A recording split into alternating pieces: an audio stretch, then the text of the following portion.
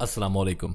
अशफाक अहमद साहब की किताब ज़ाविया की तीसरी जिल्द से जो आज हम चैप्टर सुनेंगे उसका नाम है दो गोली डिस्प्रीन और यकीन कामिल। हम अहले ज़ाविया की तरफ से आप सबकी खिदमत में मोहब्बत भरा सलाम पहुँचे। सरकार के काम भी बड़े निराले होते हैं। ये ऐसे काम होते हैं जिनमें मुदाखलत से इंसान कानून की जद में भी आ सकता है।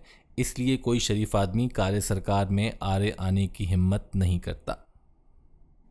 दूसरा, हम अपने सारे मसाइल सरकार के ज़िम्मे लगाकर अपना पल्लू मुकम्मल तौर पर छुड़ा लेते हैं। हालांकि ये किसी जगह दर्ज नहीं है कि इंसान की तौक़ीर या इज़्ज़त करने के लिए किसी थानेदार की या आइन में तरमीम की ज़रूरी है, या उसके लिए अखबार में बाकायदा तौर पर इश्तिहार जारी करना पड़ेगा। कुछ काम इंसान के इनफरादी तौर पर भी करने के होते हैं। मैं ये नहीं कहता कि हुकूमत हर लिहाज से बरी ज़िम्मा होती है, उसके ज़िम्मे भी बड़े काम हैं। असम्बलियों में बैठना, महंगाई पर काबू ना पाना जैसे दीगर कई काम हुकूमत के ज़िम्मे हैं। ख़वातीन व हज़रात, जब हम इस मुश्किल दौर की बात कर रहे हैं और महंगाई के ख़िलाफ़ बहुत ज़्यादा बोलते हैं, इसमें कोई शक भी नहीं है कि एक आम मज़दूर पेशा और सरकारी मुलाजिम की गुज़र बसर बहुत मुश्किल से हो रही है और वो बहुत घुटन में है। लेकिन जैसे ही किसी कंपनी की गाड़ी का नया मॉडल आता है, वो चश्मे ज़दन में सड़कों पर आ जाती है। और आप कभी गौर कीजिएगा, आपको सड़क पर किसी बड़ी शाहराह पर नए मॉडल की गाड़ियां ही मिलेंगी।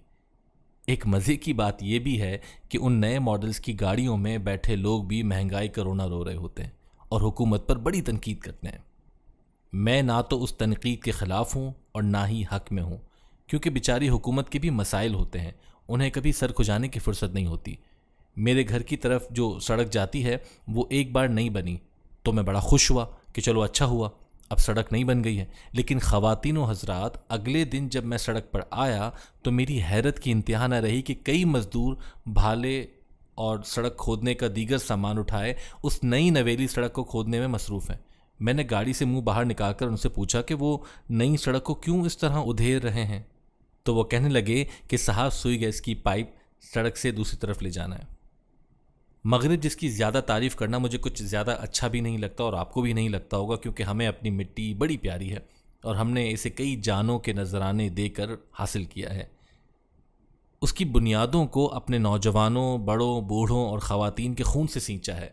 इसके ख़िलाफ़ कुछ कहना या सुनना हमें गवारा नहीं है, लेकिन ये हकीकत है कि वहाँ तामीरात या अपने आवाम को सहूलतें देने के हवाले से कुछ ज़रूरी तकाज़ों को मलहूज़े ख़ातिर रखा जाता है। मैं इटली में बहुत अरसा रहा। वहाँ अगर कोई नई सड़क बनी हो तो उसकी तामीर का टेंडर पास होने से पहले सड़क से मुताल्लिक़ तमाम महकमों, ज़ाहिर है उनमें गैस, फ़ोन, सैनिटेशन वगैरह सब शामिल है, उन तमाम महकमों से पहले उस हवाले से मालूमात इकट्ठी की जाती हैं कि सड़क तामीर हो रही है। किसी महकमे को अगर अपने मुताल्लिक़ा काम करना है तो बताया जाए कि कितनी मुद्दत लगेगी। उसके बाद सड़क तामीर होती है और इतनी उम्दा सड़कें हैं कि बारिश के चंद मिनट बाद आप बाहर निकलें तो सड़कें आपको साफ़ और धुली मिलेंगी, कहीं पानी खड़ा हुआ नहीं होगा। खैर, बात कार्य सरकार की हो रही थी और अपनी मिट्टी की। सरकारी काम का अंदाज़ा इससे लगाते हैं कि यूनियन कौंसिल ने अपने खर्च पर एक पुल तामीर किया।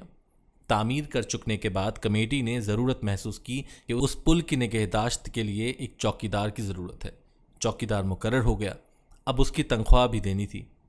कौंसिल ने फिर हंगामी मीटिंग बुलाई जिसमें तय किया गया कि एक अकाउंटेंट भी भर्ती किया जाए जो उसकी तनख्वाह का हिसाब रखे और वो वक्त मुकर्ररा पर तनख्वाह अदा करे।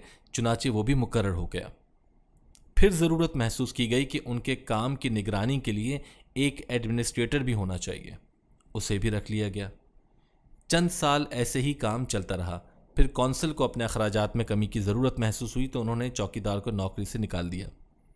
ठीक है, हुकूमतों की भी बड़ी जिम्मेदारियां होती हैं, लेकिन कुछ जिम्मेदारियां हमारी अपनी भी हैं कि हम अपने आप, अपने इर्द गिर्द और अपने लोगों के लिए इनफरादी तौर पर क्या करते हैं। इस कौमी वहदत को अंदेशों और नज़र बद से बचाने के लिए क्या करते हैं।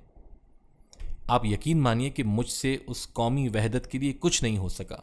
मैंने शायद उसके लिए अपने किरदार की ज़रूरत ही महसूस नहीं की, या फिर मैं अपने झमेलों से ही ना निकल सका। लेकिन एक बात मेरी रूह पर ज़रूर बोझ डालती है।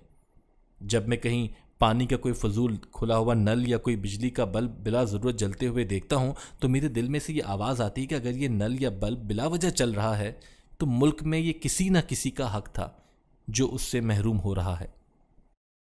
इस मुल्क को बनाते वक्त जिस इज़्ज़त और एहतराम का लोगों को ख्वाब दिखाया गया था वो अभी तक तो शर्मिंदा ताबीर नहीं हो सका। हम अपने मामलात या मसाइल में कुछ ज़्यादा उलझ कर रह गए हैं, या फिर हमें जानबूझकर किसी ने उलझा रखा है। कुछ ऐसे लोग हम में घुसे बैठे हैं जो हमारे अपने नहीं हैं, जो शुरू दिन से इस पाक सरजमीन के ख़िलाफ़ हैं और मैली आँख से देखते हैं। वो अगर ख़ुद कुछ नहीं कर सकते तो हम में बाहमी इंतशार फैलाकर इस कौमी वहदत को पारा पारा करने की तरकीबें सोचते हैं, लेकिन मुझे यकीन महकम है कि इन्हें खुद मुँह की खानी पड़ेगी। एक बार एक महफिल में मैंने मिट्टी या ज़मीन के बड़े ख़वास गिनवाए और कहा कि ये क्या बात है कि ये मिट्टी हमें गंदम देती है, कई फसलें देती है। हमारी ज़मीन के सीने में मादनियात दफन है, सोना और तेल हम निकाल लेते हैं और ज़मीन का हम पर ये बहुत बड़ा एहसान है। उस महफिल में एक प्रोफेसर साहब भी बैठे थे। कहने लगे, अशफाक साहब, ये ज़मीन अगर हमें कुछ देती है तो एहसान नहीं करती, अपना कर्ज़ उतारती है। मैंने कहा कि प्रोफेसर साहब, आप ये क्या कह रहे हैं? हम माशाल्लाह गंदम में ख़ुद कफ़ील हैं, बहुत सा गल्ला पैदा करते हैं जो करोड़ों इंसानों के लिए काफ़ी होता है। वो कहने लगे, जनाब अशफाक साहब, हमने भी इस मिट्टी और ज़मीन को कायदे आज़म अल्लामा इकबाल रहमतुल्लाह अलैह जैसे दिमाग और नौजवान खून के जज्बे अता किए हैं। अगर ये हमें उसके बदले में कुछ देती है तो कर्ज़ लौटाती है, वाफिर या मुफ्त में कुछ नहीं देती। नज़रबद रखने वाले लोग हमारे बाहमी इत्तफ़ाक़ और इत्तेहाद के ख़िलाफ़ हैं। वो बज़ाहिर हमसे बगलगीर होते हैं, लेकिन उन्होंने अपने दूसरे हाथ में नफ़रत हसद के खंजर पकड़े हुए होते हैं। एक भाई को दूसरे से लड़ाते हैं। लाला रूब के शौरी अफ़गानों और अंग्रेज़ों की लड़ाई की एक यादगार कलम बनाने पर तुले हुए हैं। उन्होंने डायरेक्टर से कहा कि लड़ाई का सीन भरपूर होना चाहिए, 10,000 आदमी इस तरफ और 10,000 आदमी उस तरफ, कम से कम 20,000 एक्स्ट्रा का बंदोबस्त कीजिए। लेकिन शौरी साहब, हम 20,000 लोग की पेमेंट कैसे करेंगे? डायरेक्टर ने पूछा। शौरी साहब कहने लगे, उसकी फ़िक्र नहीं है। डायरेक्टर ने फिर पूछा, सर कैसे? हम दोनों पार्टियों को असली बंदूकें और 10-10 गोलियां देंगे। शौरी साहब ने जवाब दिया। हमारे साथ भी कुछ इस तरह की सूरत हाल है। अफ़गानिस्तान में हमने सोवियत यूनियन के ख़िलाफ़ जंग लड़ी, उस जंग की कीमत भी चुकाई, लाखों अफ़गान भाइयों को अपने वतन और भाइयों जैसा प्यार दिया, लेकिन उस नज़रबद और खुफिया दुश्मन हाथ के बायस अफ़गानिस्तान हमसे नाखुश है, और वो कार्य सरकार तो क्या हमारे बाहमी रिश्तों में दरारें डालने के लिए मुदाखलत कर रहा है, जिससे हमें होशियार रहने की ज़रूरत है। इस वतन की एक एक ज़र्रे की कदर करने की ज़रूरत है, एक एक कतरा पानी की अहमियत जानने की ज़रूरत है। कोई चीज़ बेकार नहीं है या हक़ीर नहीं है। जो कौमें तरक्की को पहुँचती हैं वो अपनी मिट्टी की कदर और इत्तेफाक की बदौलत और सख्त मेहनत के बाइस ऐसा करती हैं। ऐसे ही रातों रात वो तरक्की याफ्ता नहीं बन जाती हैं। एक एक बल्ब को बिला ज़रूरत बुझाने में पहल करती है, अपने वसाइल का बेदरेग इस्तेमाल नहीं करती, चौकन्नी होकर चलती हैं। एक क्लर्क ने जब 2,500 की अदायगी करते वक्त रसीदी टिकट के लिए 54 तलब की तो साहब बहुत बिगड़े और झगड़ा करने लगे। क्लर्क ने बहुत समझाया लेकिन वो ना समझे। आखिर उन्होंने ज़च होकर कहा, मियाँ 54 की खातिर क्यों मरे जाते हो? क्लर्क ने खुशदिली से कहा, सर ये वही 54 है जिसके लिए आप मरे जाते हैं, मैं उसकी बहुत कदर करता हूँ। अपने वतन की कदर और उसे अपना जान लेने से ही बात बनेगी, और बाहमी एतमाद हमें एक दूसरे के करीब तर ला सकता है। हम में एतमाद का फुकदान हो चुका है, लेकिन ये ख़त्म नहीं हुआ। हमारा मज़हब एक दूसरे से मोहब्बत का दर्स देता है। हम बिन देखे खुदा पर ईमान रखते हैं। इस जज्बे और यकीन को कामिल करने की ज़रूरत है। हमें इस बात का तो यकीन है कि 2 गोली डिस्प्रिन से सर दर्द को फौरी आराम मिल जाएगा। फ़लाँ हार्ट सर्जन अगर ऑपरेशन करेगा तो मरीज़ मर नहीं सकता, चाहे वो कुछ देर के लिए मरीज़ के सीने से दिल बाहर ही निकाल कर क्यों ना रख दे। लेकिन हमें इस बात पर यकीन नहीं होता कि फ़लाँ आयत मुबारका पढ़ने से सर दर्द को फौरी आराम मिल जाएगा या रिस्क में बरकत आ जाएगी। इस बात पर यकीन नहीं कि सदका देने से उसका 10% इजाफ़ा दुनिया और 70% आखिरत में इजाफ़ा मिलेगा। अगर सिर्फ इस एक बात पर अमल पैरा हो जाएंगे, हम इनफरादी तौर पर अपने मालों से सदका खैरात करना शुरू कर दें, तो यकीन कीजिए कि कोई मोहताज या ज़कात लेने वाला ना रहे।